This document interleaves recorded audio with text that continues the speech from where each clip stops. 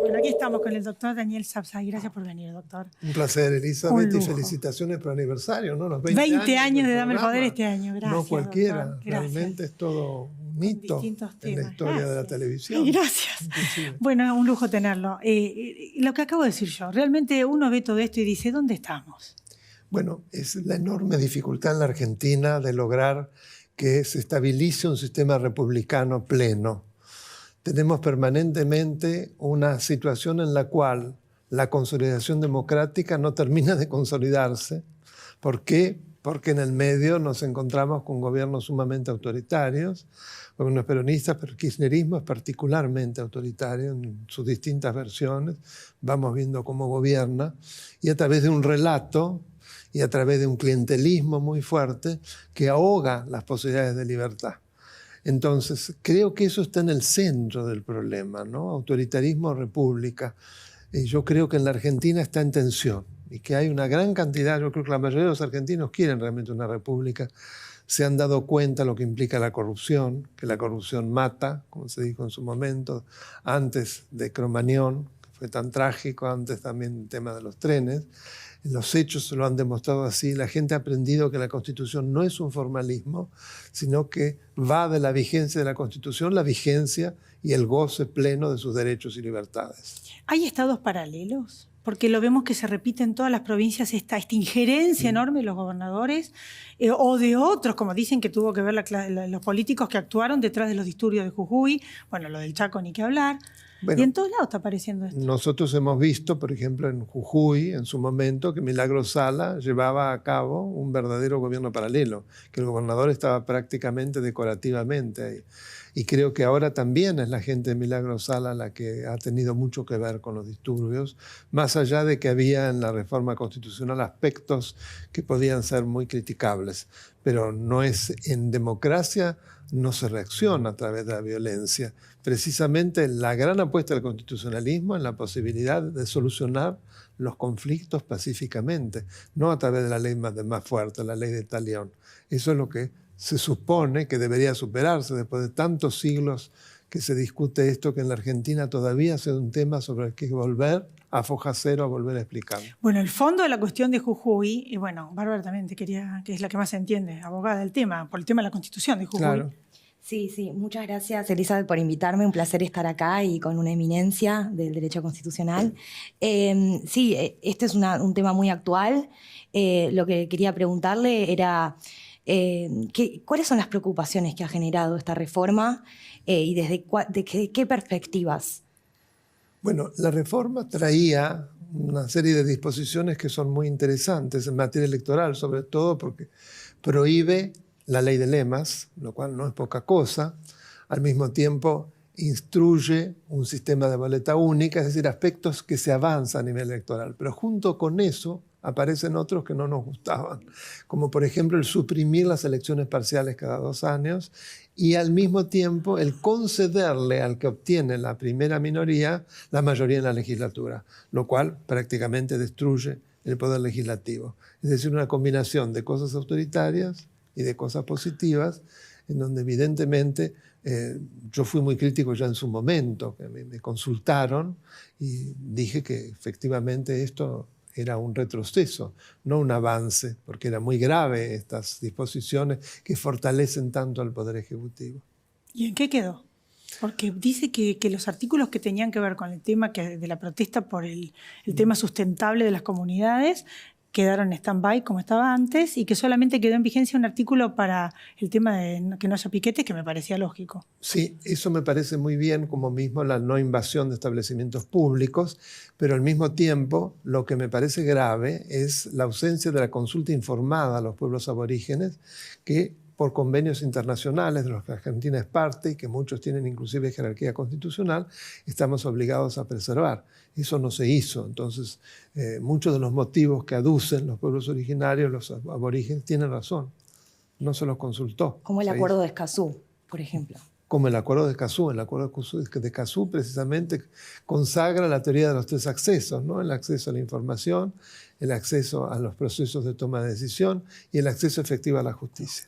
Bueno, lo que sí no está bien, y de hecho son delincuentes casi todos los que están presos, Sí. salió publicado, es esta violencia y que se ve que se filtró la política detrás de los reclamos genuinos. Pero por supuesto, una cosa no justifica la otra. Claro. No es el modo precisamente de reclamar la destrucción. Lo sorprendente es que la reforma fue acordada entre el oficialismo y el peronismo. Y resulta que después se fueron del otro lado, entraron al vandalismo, porque además fue gravísimo los destrozos. Recuerda el episodio de Trump, ¿no? ¿Se acuerdan? Sí. La Que invasión entraron en el Senado, lo cual más que regresivo, se quemó gran parte de la legislatura o cantidad de Bueno, bienes. a mí me da miedo que lo que autos. nos dio miedo a todo, nosotros o el caos. Claro, bueno. Es como una muestra de botón de que si no gana el peronismo nos va a pasar eso a todos. No me acuerdo si fue cuál Menem Pietragala, decía eso. no, pero recientemente, si fue Pietragala Valdés, un diputado. o Valdés, sí. dijo, si no ganamos van a correr ríos de sangre, o sea, Sí. más claro agua. Claro, o sea, Ni siquiera es ¿cómo una nos podemos interpretación. proteger? Claro, No, porque nos en la tenemos que Constitución, proteger, claro. porque eso es para dar miedo. Yo no les tengo miedo. Hay que votar claramente en contra de eso. Con los votos que uno se protege, Y con los democráticamente. votos que uno Y en las últimas elecciones, la verdad que la sociedad ha demostrado un cambio muy grande. Sí. Eso lo debemos aceptar, ¿no? ¿Cómo ve al tema de institucional en la Argentina con todo esto que estamos viendo de los feudos? Porque hay hasta algún constitucionalista que sugiere reformar la Constitución para prohibir este tema de los feudos, que de alguna manera se desarticulen. ¿Cómo podemos hacer? La Constitución no los permite. Todo el andamiaje institucional de una constitución democrática como es la nuestra ya claramente está prohibiendo los feudos. No hay que poner normas No hay que expresas, hacerlo. obviamente. Entonces, el problema es que son prácticas que se derivan de una modalidad autoritaria que pasa por encima de las normas. Lo que pasa es que vemos un provincias país- como Formosa, donde hace 30 años volvió a ganar y nadie hizo nada, porque la Sí. Corte abortó otros 4 Sí. que se querían perpetuar en el poder. Pero a Hillsborough Infra no, provincias pobres, claro, la gente, feudo, estamos hablando de provincias pobres, todo el mundo labura en el Estado, o sea, no hay opción, obvio que va a ganar siempre el mismo. ¿Cómo? No, y además con un clientelismo bestial que Exacto. tienen prácticamente claramente identificado cómo vota cada uno, la división que Claro. hacen, muchos que vienen del exterior, con fraude electoral, en fin, no se puede creer en nada en ese resultado. Y provincia cualquier queda en cosa. manos del mismo. Sí. Y bueno, y entonces, dictador. país, ¿cómo podemos salir de eso? Bueno, sin yo reformar creo la que Constitución? esto, una vez que logremos un gobierno diferente, que yo espero que así sea, esa provincia debe ser intervenida. La solución es la intervención, porque la primer causal de la intervención federal, precisamente del artículo 6º, es la no existencia de la forma republicana de gobierno, no asegurar la forma republicana, que claramente no existe en Formosa. Claro. O sea, que ahí sí que se justifica la intervención federal. Pero sin a lugar las a dudas, provincias. porque no... Fíjese, en el artículo 5º de la Constitución, donde se establecen las condiciones del poder constituyente de las provincias, lo primero es que deben regir el sistema republicano de gobierno y la alternancia en el ejercicio del poder. Es clarísimo. Entonces, es una causal de intervención bien clara. Algo que la gente no sabe es su vasta experiencia. Usted fue director ejecutivo de FAM. Sí. Y la gente no lo sabe.